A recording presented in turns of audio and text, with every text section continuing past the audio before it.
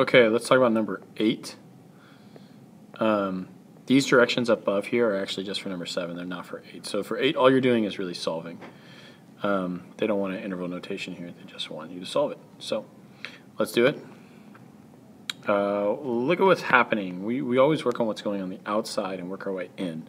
Well, what's on the outside is this 8. So we need to divide everything by 8. Okay, well that would mean that we would have 1/4 m plus 3 less than or equal to 7/8. Okay, now what's the farthest outside? Well, it's this 3, so we need to subtract 3 from both sides. The only problem is this 3 and the 7/8 are not common denominators, so we need a common denominator. So this is 3 over 1. So if we wanted to get a common denominator 8, we've got to multiply the top and bottom by 8. So this is really like 1/4 m less than or equal to 7/8 minus 24/8. Sorry, that should be a 24.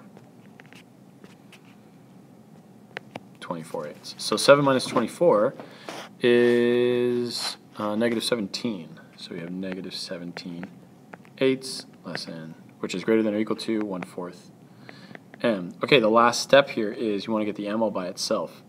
Well, right now this is a 1/4 m. You can multiply by the reciprocal. That's the same thing as dividing by 1/4 is multiplying by the reciprocal, which is 4. So multiply both sides by 4. That gives you your m all by itself.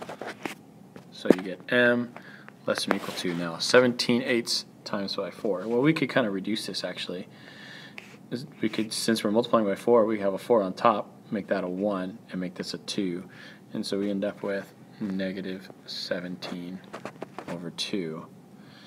And we never really multiplied by a negative number, so we don't have to switch the sign. And so that's it. That's all we really need to do there. If we were going to graph this on a number line, we could just draw a number line. And we could say, hey, look, like here's 0, and here's negative 17/2. So there's really like negative 8.5. So negative 8.5.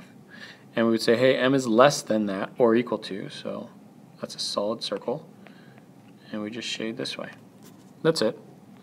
And if you were to use interval notation, if you had to do that, well, since it's starting at negative infinity, it would go from negative infinity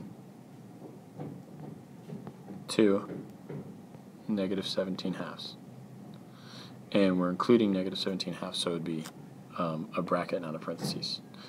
So that's really 3 ways of writing the same thing. Okay, see you guys on the next video.